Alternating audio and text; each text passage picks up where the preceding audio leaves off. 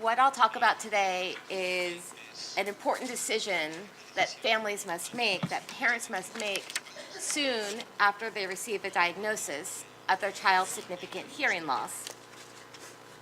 So not only must they wrangle with the decision on whether or not to pursue cochlear implantation, but also the best communication approach for their child to achieve spoken language, whether that be oral language or oral language plus sign.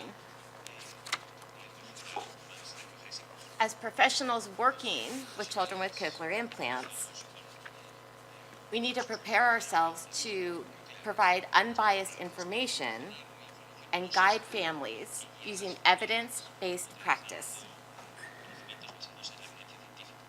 Today, we examine empirical evidence regarding the effect of early sign exposure on speech and language outcomes in children with cochlear implants.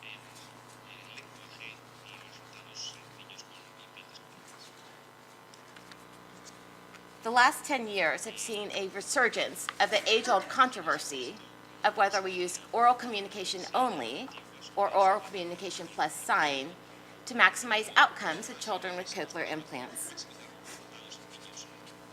The question arises as to how we interpret the available evidence to best educate the families who are selecting a communication approach for their child.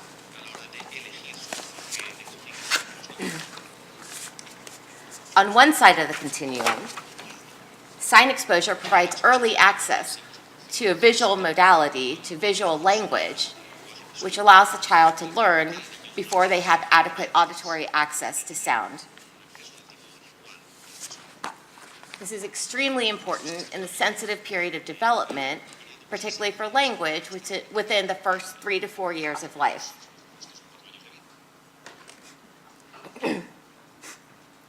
Additionally, while early research suggested that specific areas of the brain, that the language areas of the brain, were specific for speech processing and sound processing, more current research has shown that deaf signers have cerebral blood flow, so there's blood flowing through their cortex in those same areas, even though they don't have access to sound.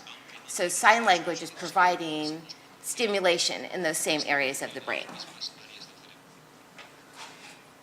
And it's further been shown that children who learn from their parents, so children whose parents who are deaf, that they are activating the same areas of their brain and that they're able to learn language at the same level as other children. And several clinicians and researchers believe that language input in any modality, whether it be spoken language or visual language, is better than no input at all. And this approach is particularly effective when the parents can provide a language-rich environment with fluent communication to their child.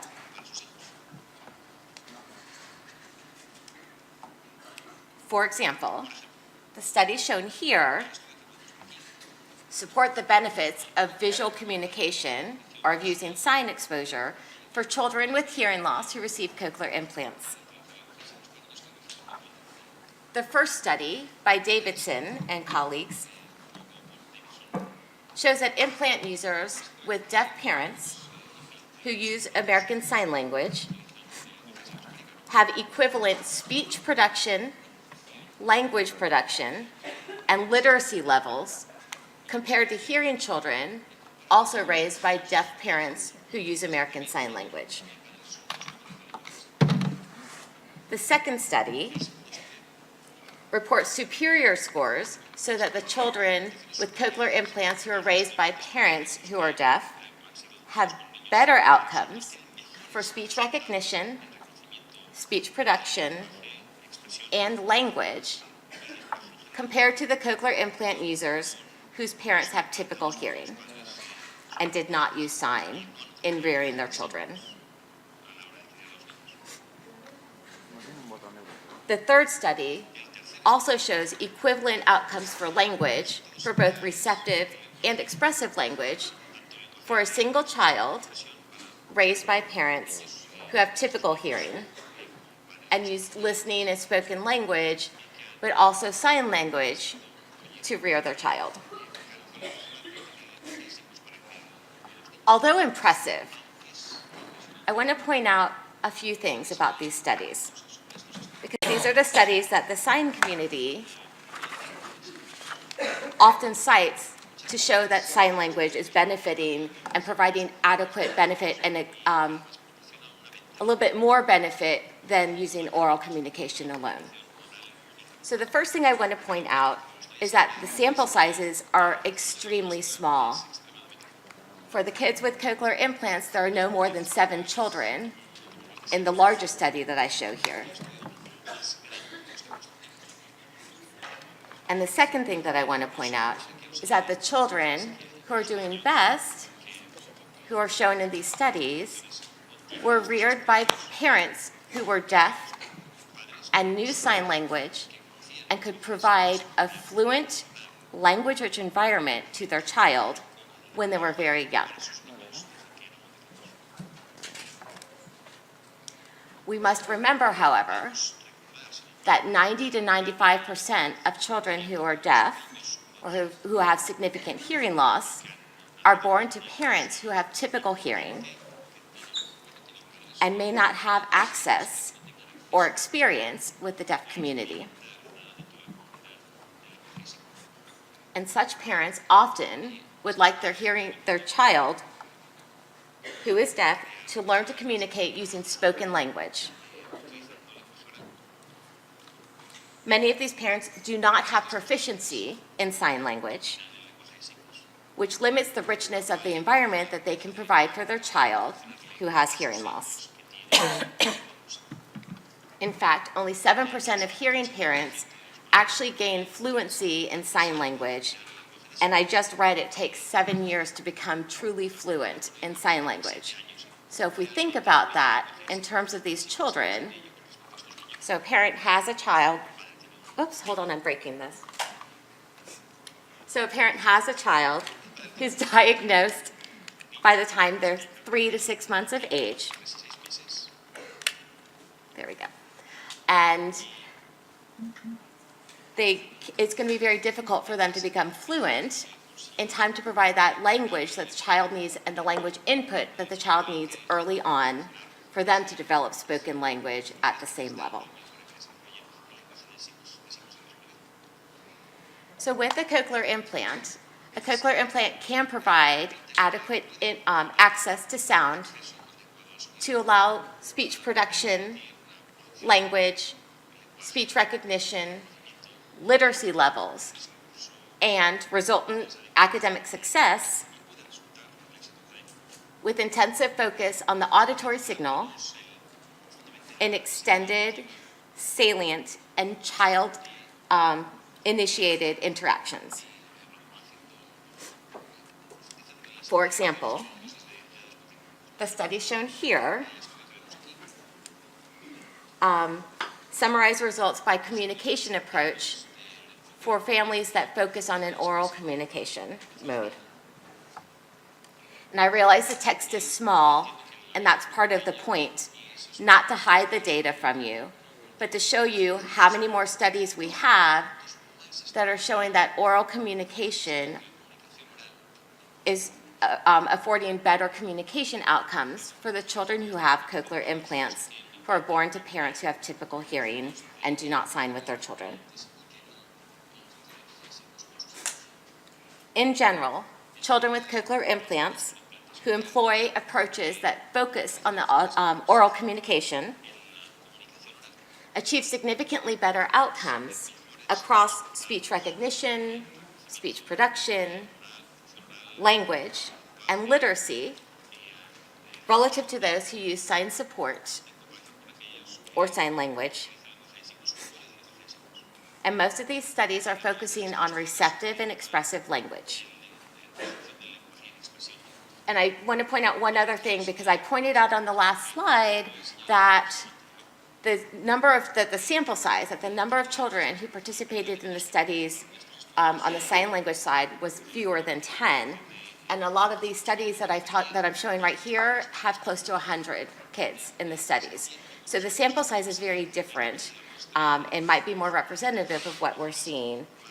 And part of the reason I say that is that these outcomes are consistent across chronologic age, across how old the child was when they got the cochlear implant, their duration of device experience, and also the country of origin. So this seems like this isn't something that's specific to the United States, but they're also seeing the same outcomes in Denmark, in Australia, and in Canada, for example. So 2 years ago, Elizabeth Fitzpatrick conducted a systematic review looking at children with hearing loss and their communication mode. And all of the studies that she included had children who were identified with hearing loss early, and they received intervention early. And finally, that all of the studies would specify what type of communication approach the family used, whether it was oral communication plus sign. So of these studies, there were 61 studies, 61 studies across 11 papers that came out. And of those, only 4 results of those 61 supported sign, that sign support provided better outcomes than oral communication alone.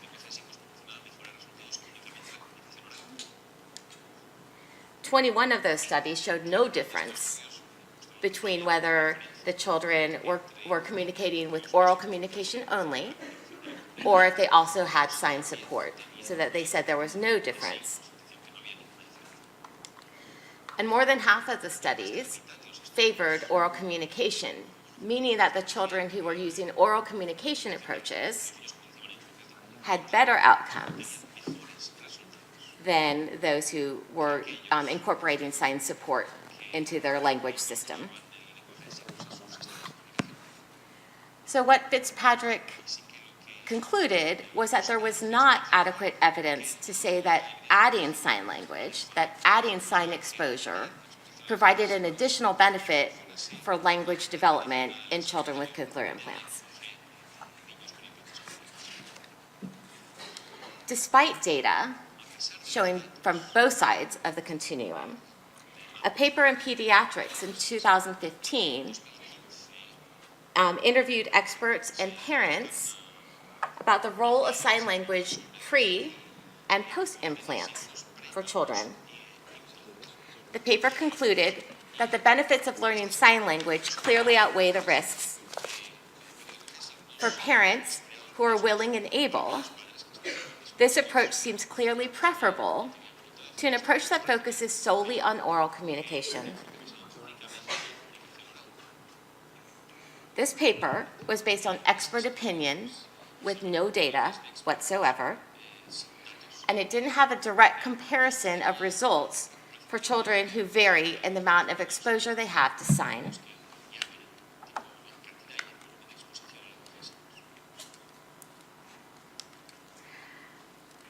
Our paper from 2017 that was published in Pediatrics addresses this issue by presenting results from a nationwide longitudinal database of children with cochlear implants who received their devices by the age of 5 years.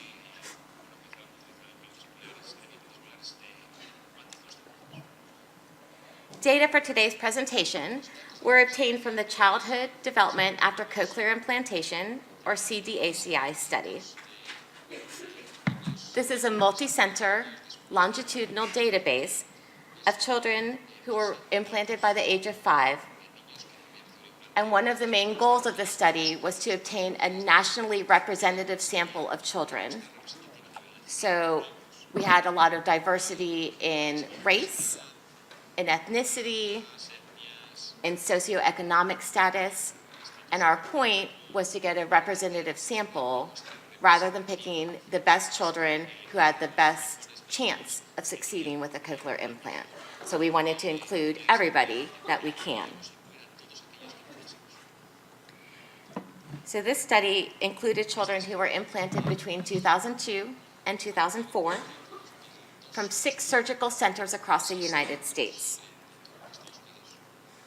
This study has been funded since that time by a grant from the National Institute of Communicative Sciences of the National Institutes of Health, with Lori Eisenberg at USC as a principal investigator.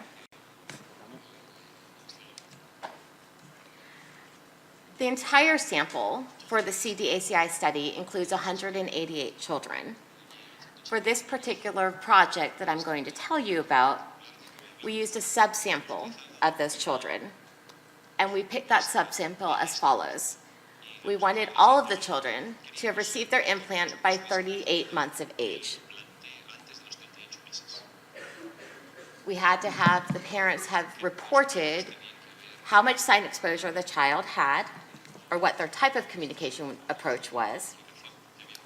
And we needed at least 2 data points, one in early elementary school, between 5 and 7 years of age, and one in late elementary school, between 9 and 11 years of age. 5 to 7 years, sorry, I think I just said months. That would be really early to get a cochlear implant.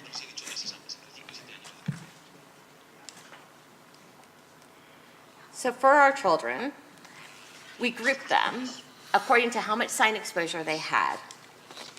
So we had about 1/3 of them in what we call the no sign group, meaning that the parents did not use any sign language with them, either pre-implant or post-implant, through 3 years post-implant.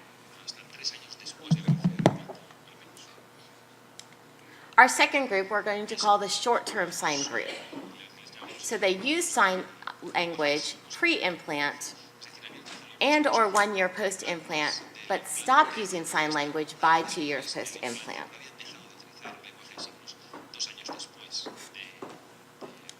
And our third group, the long-term sign group, used sign language pre-implant and or 1 year post-implant, but also used sign language or continued to use sign language at 2 and 3 years after the child received their cochlear implant. The first thing we wanted to do was uncover any differences between the groups before we even started the study. So the table here summarizes different aspects of the groups for the gender, for the income, so that gave us information about socioeconomic status, for information about early speech recognition with the aided pure tone average, for how old they were when the hearing loss began, when they had amplification, meaning hearing aids, and at what age their cochlear implant was activated. Across all of these different variables, no significant differences arose among the groups. Similarly, no significant differences arose on these other characteristics. So maternal sensitivity, baseline intelligence quotient, vocabulary level before they got the cochlear implants, and their auditory perception level, which is measured using a parent report measure.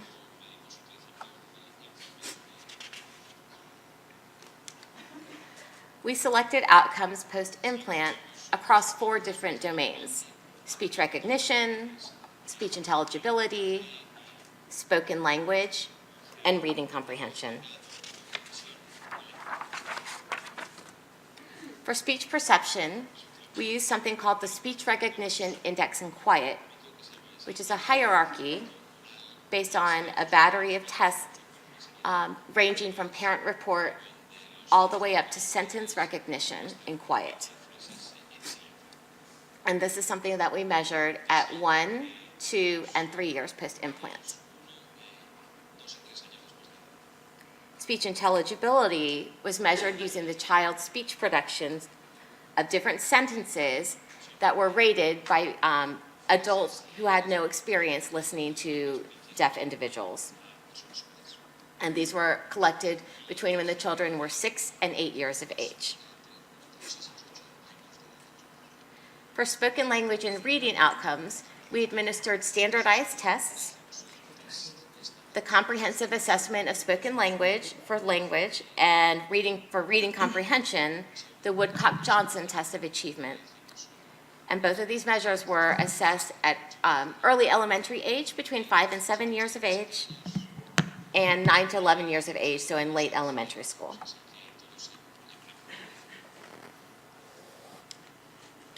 The Speech Recognition Index in Quiet, or SRIQ, ranges from 0 to 600. Again, this is a speech hierarchy based on the type of measures that the child was able to participate in at the different visits. The lower range, between 0 and 100, represents what we could get for speech recognition based on parent report. So here it shows that we use the Meaningful Auditory Integration Scale. And what that is a 10-item questionnaire, and we ask the parent questions such as, how often, how much of the time does your child recognize vocal tone? So when you're angry or happy, and I want you to know that almost all the parents are like, oh, he knows when I'm angry. They always know. But I think that's partly visual too. So that's parent report. In the mid-range, we use closed set tests. So those scores range from 101 to 300. And those closed set tests are ones where the child has a set of pictures, and they either hear words or sentences, and they need to point to the picture that corresponds to that. For the higher range, ranging from 301 to 600, a value of 600, represents the open set test, which includes words and sentences presented in quiet, and the child needs to repeat the words back. So now that you know how we measured speech recognition, let's talk about the results. So for speech perception and quiet, I want to orient you to the figure here. So we have, on the x-axis here, we have baseline measures, so how they were pre-implant, and then at 1, 2, and 3 years post-implant. And on the scale on the vertical side, we have the different levels of the SRIQ ranging from parent report at the bottom all the way to sentence recognition and quiet at the top. And for this figure and all of the figures that I'm going to show you, there are 3 different bars that you'll see. So this one that looks white is showing the no sign group, meaning that those are the children whose parents did not sign with them pre or post-implant. The light blue columns here are showing the short-term sign group, so the parents signed with them pre-implant and 1 year post-implant, but discontinued. And then the dark blue bars here are showing the long-term sign group, so the parents were continuing to sign with the children at 2 and 3 years post-implant. So in this figure, we're showing the median scores for how the children performed pre-implant and through 3 years post-implant. What's incredibly exciting is that all 3 groups improved over time. So you can see at the very beginning here that their scores were very low. They were very young, and we couldn't get much on them as far as speech recognition. But all of these groups are improving over time, and on average are getting to open set speech recognition, which means we can say sentences and words to them, and the children were able to respond on average. All 3 groups looked very similar pre-implant, at 1 year post-implant, and at 2 years post-implant. At 3 years post-implant, we start to see a separation between the groups, that the group with the long-term sign in the dark blue column are performing significantly poorer than those in the other 2 groups. Now let's talk about speech intelligibility. I just want to point out, I told you that when we started collecting data, that it was in the early 2000s, and you can see from the fashion in the picture that I'm not lying, thank goodness. We don't dress like this anymore, and that's okay. So with speech intelligibility, we measured a listener's understanding of how well the children produced 36 sentences. And their age was between 6 and 8 years of age. We did audio recordings of all of their productions and then played them for naive listeners who did not have any exposure to listening to deaf speech or any child with hearing loss producing speech. All of the sentences were either 3, 5, or 7 syllables long, and they were grouped according to how predictable the key word was. So the key words are the ones that are underlined. So it could be very predictable, meaning high context, such as read the book, or low context, as get the cake, because anything could be in that last part. So normal hearing adults listen to these sentences under headphones, and no adult listened to the same sentence more than once or the same child more than once. 3 judges provided responses for every single sentence for every single child, yielding a total of 108 judges to let us know how intelligible that child's speech was.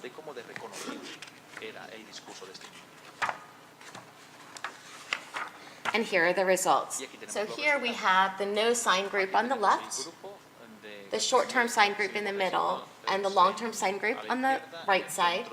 And this is the percent of intelligible speech, ranging from 0 at the bottom to 100. I know it says 0, 0, that's supposed to be 100 at the top. So overall, speech intelligibility for the keywords differed significantly by group.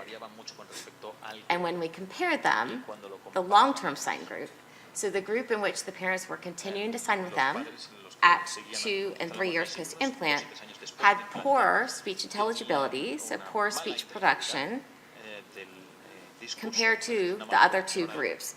And just so you have an idea of what that means, for the long-term sign group at 6 and 8 years of age, their average score was 50% correct. So only half of what they produced was understandable by people unfamiliar listening to children with hearing loss speak. And that's compared to 70% for the no sign group and 63% for the short-term sign group.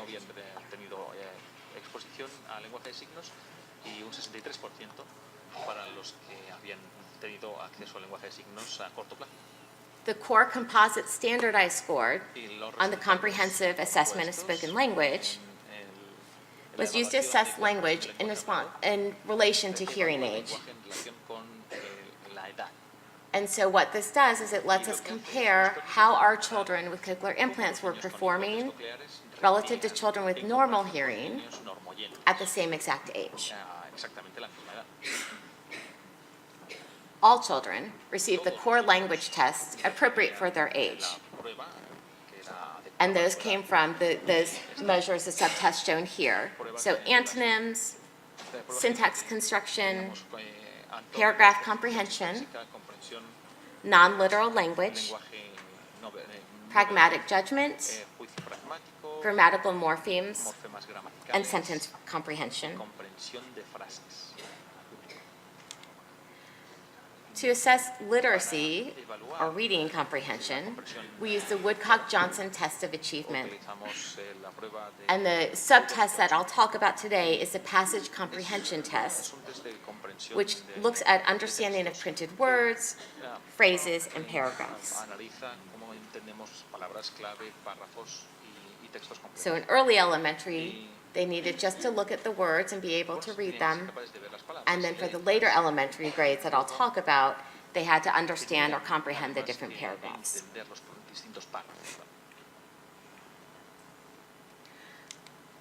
So we're going to look at these scores. So I know there's a lot up here, so I'm going to slow it down and we'll look at this together. So again, we have the language scores on the left side, and we have the reading comprehension scores on the right side. Again, the white columns are showing the no sign group, the light blue columns are showing the short-term sign group, and the dark blue columns are showing the long-term sign group. You'll see that under each of these, we have an early elementary, so that's when they were 5 to 7 years of age, and late elementary, which is 9 to 11 years of age. And here we're showing the standardized score. So on standard scores, 100 is the average for the normative sample. And it has a standard deviation of 15, which means that any scores greater than 85, which is this dotted line right here, any of these scores that go above that are within the normal range. So we're going to talk about the spoken language scores first. In early elementary grades, the only group that was within the normal range on average was the group in the with no sign exposure. The good news is that all three groups improved over time as they moved from early elementary to late elementary grades.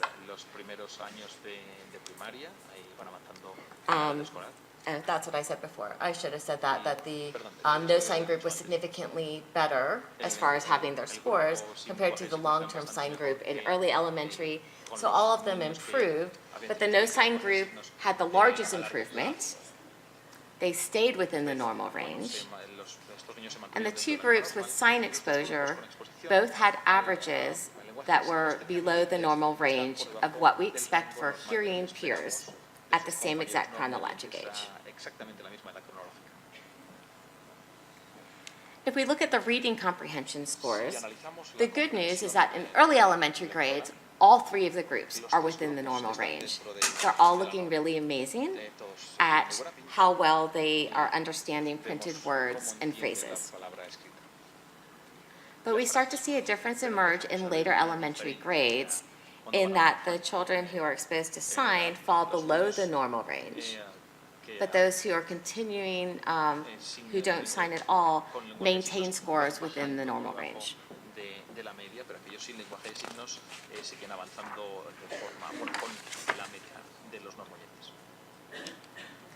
A follow-up regression model let us analyze exactly how much effect sign language exposure had on spoken language and reading comprehension and speech intelligibility at the same ages that I just showed you. So we wanted to look at specific effects of sign language exposure, activation age, so how old they were when they got the cochlear implant, their their speech recognition scores pre-implant, what type, were they involved in an intervention program, maternal education, and family income. And when we count and only look at the effect of sign language exposure, the effect on spoken language and speech intelligibility persists, even if we remove the effects of everything else. So we're only looking at sign exposure. We still have an effect on spoken language and speech intelligibility.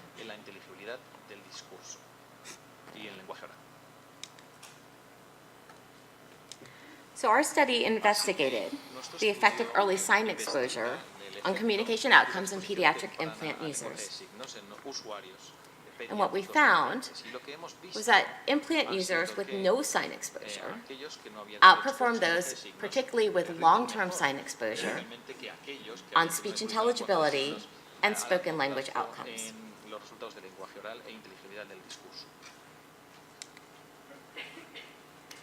And these group differences, as I said, persisted even after we looked at this very conservatively and took into account all the demographic and pre-implant characteristics that we had available for these children. Our findings echo reports examining sign exposure worldwide. So Shani Detman and colleagues in Australia have shown the effective communication approach on outcomes, such that children who focus on the auditory component outperform those who were incorporating bilingual, bicultural communication approaches. So specifically, those who are using auditory verbal or auditory oral approaches were scoring 20 to 30% higher on speech recognition scores relative to those who were using a bilateral or bimodal bicultural approach. In addition, those who focus on auditory approaches showed a smaller language delay when the kids got older. So for example, those who are using auditory verbal approach had a 13-month delay on language, on vocabulary. Those using auditory oral approach had a 19-month delay, and those using a bye-bye approach had a 26-month delay in vocabulary. Hogan, 2 years ago, showed that 80% of the children in auditory verbal programs were able to attain age-appropriate speech production levels and language levels by the time they were 5 years of age. So before school entry, they were able to get their language levels to similar levels of their hearing peers.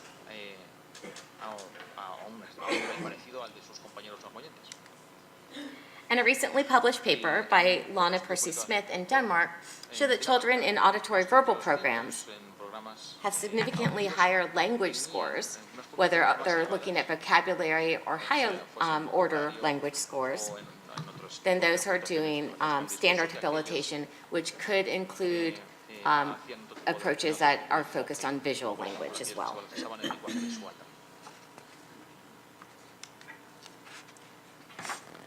Now, I will say that when we first presented these data, people either loved us or they hated us, and there was nothing in between at all.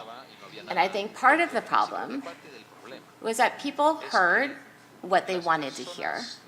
So I want to point out things that I think you need to pay attention to when you listen to what I just said. So we're going to backtrack a little bit, and let's think about what I'm really saying about our study and our data so that we interpret the results responsibly and that we're not underestimating what we're saying, but we're also not overestimating what we're saying. We need to be realistic, right? We're working with families, and we need to be professionals with how we interpret our outcomes. So our study included data from a representative sample of cochlear implant users in the United States. And all of these children were reared in families that had hearing parents.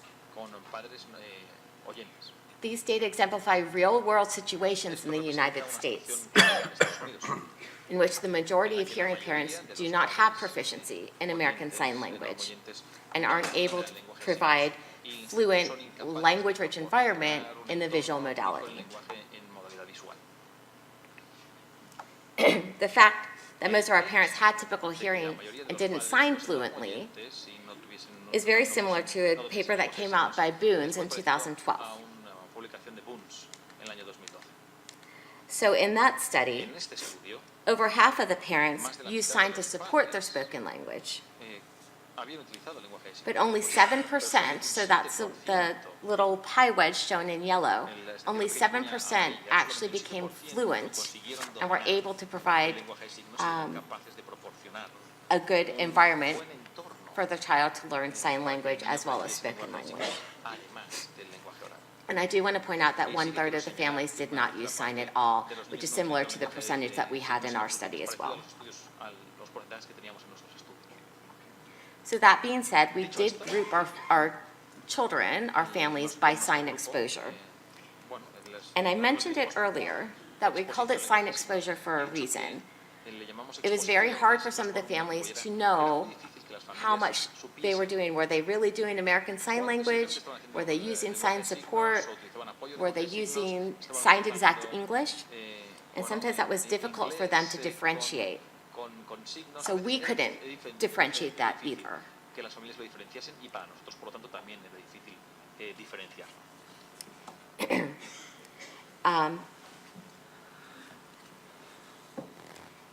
And so this may make a difference in what our outcomes are showing. If you remember the studies that were showing that sign language benefited language outcomes, those parents were deaf and were able to provide a good language-rich environment in American Sign Language from a very early age.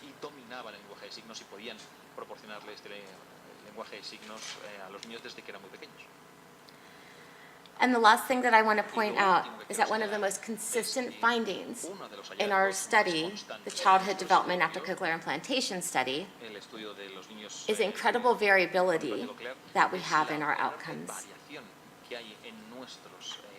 And this has persisted over 15 years of data collection. This explains why the average scores may not tell the whole story, and that there are some children in the oral communication, so in the no sign groups, who are not performing very well. And there are some children in the sign groups that have outstanding outcomes. So it's important for us to remember the broad individual differences that we see in children with hearing loss, regardless of communication approach. So not every child who receives a cochlear implant is going to achieve spoken language. And no single communication approach yields stellar results for every single child.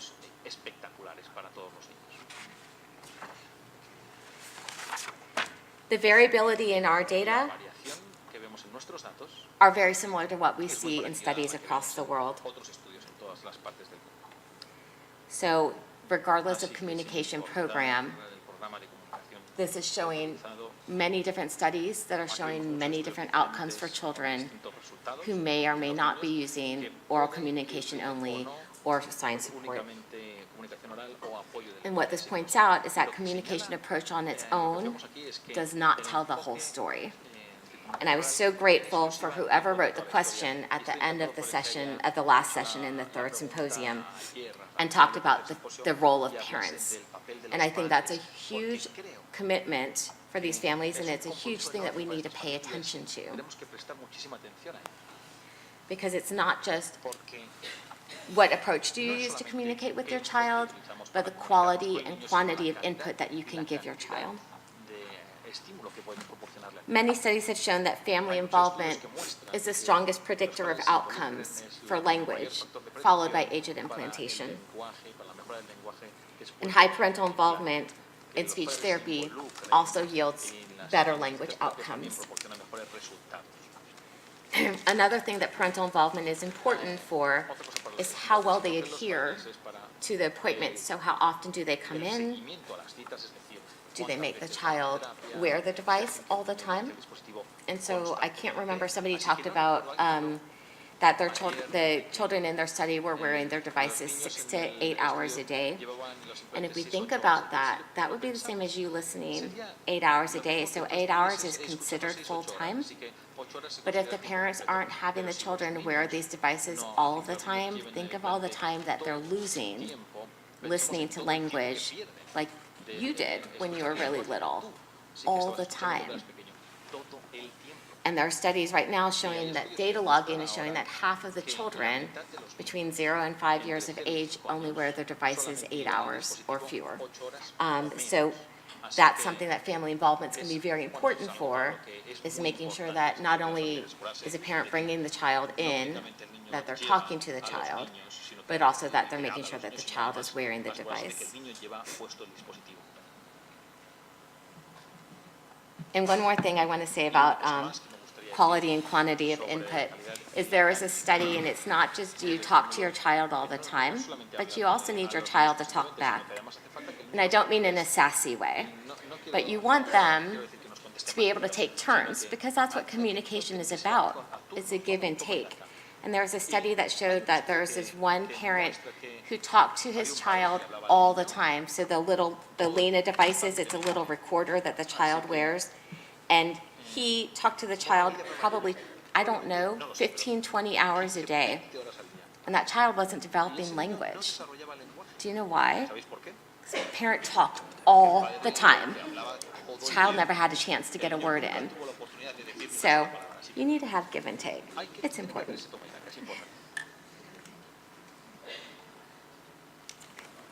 Another thing that we need to think about is socioeconomic status. And so this can be measured by annual income or by maternal education. And so what we found was that higher education or higher socioeconomic status was consistent or coincided with better language outcomes. It might also be the type of insurance that they're using. So for us, the kids, and I think it's a little bit different here, but for us, the kids who are on the public insurance don't necessarily get the same level of care as those who are using private insurance. So it's possible that the children who are on using public insurance, who are using the Medicaid, are from families that have lower socioeconomic status, that maybe they're working, the parents are working more than one job to make ends meet, and in doing so, aren't able to have maybe the energy or the time, all the time, to provide that language-rich environment for their child to learn language. So it might not just be one variable. And I think that's true for everything we think about. It's not just one thing that determines how this child performs. We have this constellation of factors that we really have to consider. And one more thing I want to talk about is service delivery.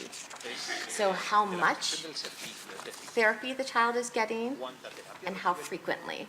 So the dose is how many hours for each session and how often they're going.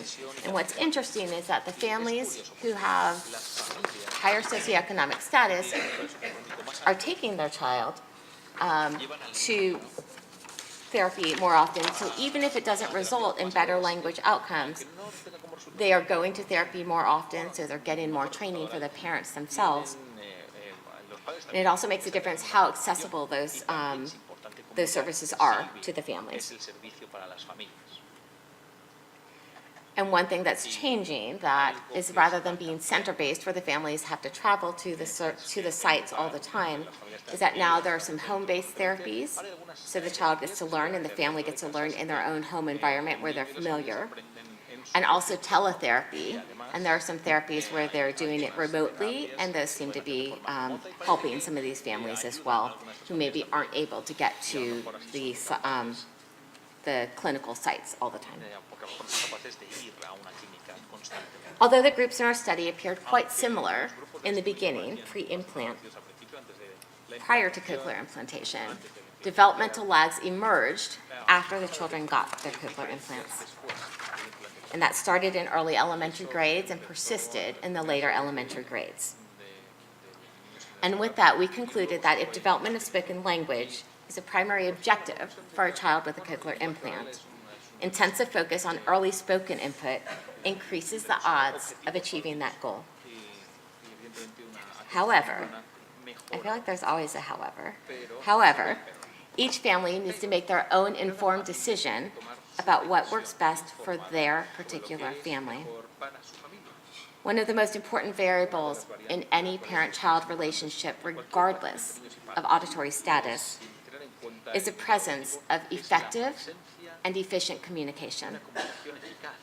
As professionals working with families of young children with hearing loss who receive cochlear implants, our role is to provide families with comprehensive, unbiased, research-based evidence to guide their decision-making and inform their treatment plans, remembering that we need to respect the parents' choices for their child who has a cochlear implant. Thank you.